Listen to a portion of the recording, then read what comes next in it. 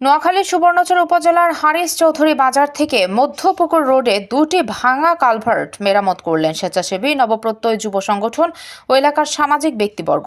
এতে ৩ থেকে ৪টি গ্রামের লোকজনের চলাচলের দুর্ভোগ নিরসন হয়েছে। এই সড়ক দিয়ে প্রতিদিনই ছোট বড় যানবাহন চলাচল করে আসছে। সেই সড়কে জায়গায় জায়গায় ছোট বড় গর্ত এবং লেকম্যান খাল ও জেরার খালের উপর দুইটি কালভার্ট ভাঙার ফলে ঝুঁকি নিয়ে চলছে যানবাহন, যার কারণে ওই স্থানগুলো দিয়ে বিভিন্ন যানবাহন চলাচলে অনেক দুর্ভোগ পোহাতে হয় চালক ও পথচারীদের। দীর্ঘদিন ধরে কালভার্ট দুটির এমন বেহাল দশা দেখেও কর্তৃপক্ষের নজরে না আসায় ৭ই সেপ্টেম্বর শনিবার সকালে নবপ্রত্যয় যুব সংগঠন ও এলাকার সামাজিক ব্যক্তিবর্গ কালভার্ট দুটির মেরামত করার উদ্যোগ নেন। এতে ওই স্থান দিয়ে যান চলাচল করতে গিয়ে চালক ও পথচারীদের নিত্যদিনের দুর্ভোগ অনেকটা লাঘব হয়েছে। ওই সংগঠনের সদস্যরা কর্তৃপক্ষের দৃষ্টি আকর্ষণ করে বলেন, বেহাল দশা থেকে সাময়িক মেরামত করে চলাচলের উপযোগী করার জন্য আমরা কিছু চেষ্টা করেছি।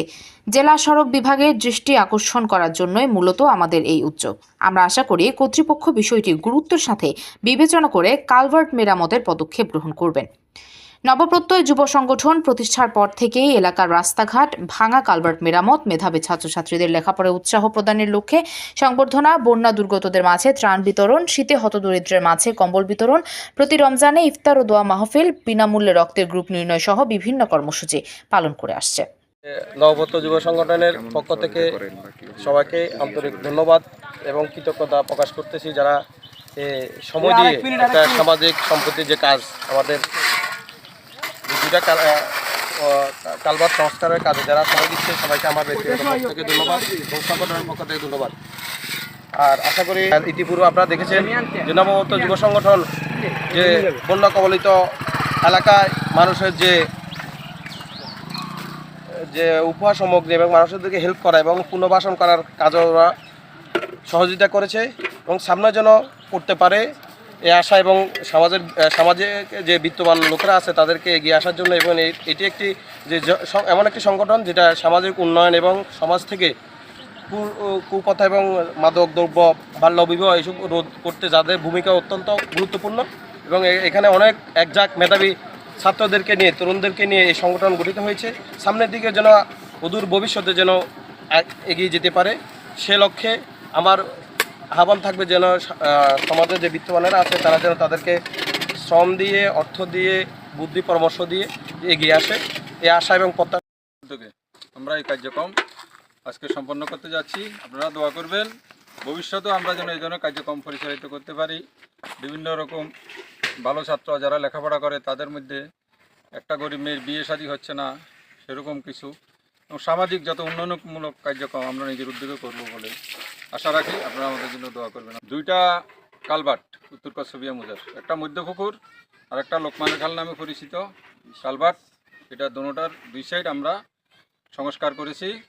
এখানে আমার নিজের থেকে আমি 5,000 টাকা দিয়েছি, আর এখানকার প্রায় 20,000 টাকার মতো এখানে খরচ হয়েছে। স্থানীয় লোকজন এবং সবাই সহযোগিতা, সংগঠনের নবপ্রত্যয় যুব সংগঠনের সহযোগিতায় আমরা বাকি টাকাগুলো আমরা ওখান থেকে অর্থের উৎস পেয়েছি এবং এই টাকাই প্রায় খরচ হয়ে যাবে। আমরা এটা ধন্যবাদ। আসসালামু আলাইকুম রহমতুল্লাহ বারাকাতু। সুপ্রিয় দেশবাসী, আপনারা ইতিমধ্যে জানেন নবপ্রত্যয় যুব সংগঠন সুবর্ণচর উপজেলায় একটি রেজিস্ট্রিকৃত সংগঠন। এই সংগঠনের কাজে হচ্ছে আত্মমানবতার সেবায় নিজেকে নিয়োজিত করা। আমরা দেখতে পাচ্ছি আত্মমানবতার সেবায় যতই আমরা কাজ করি, এই যে রাস্তাঘাটে চলাচলে মানুষের যে দুর্ভোগ, এটাও আত্মমানবতার সেবার অংশ হিসেবে পড়ে।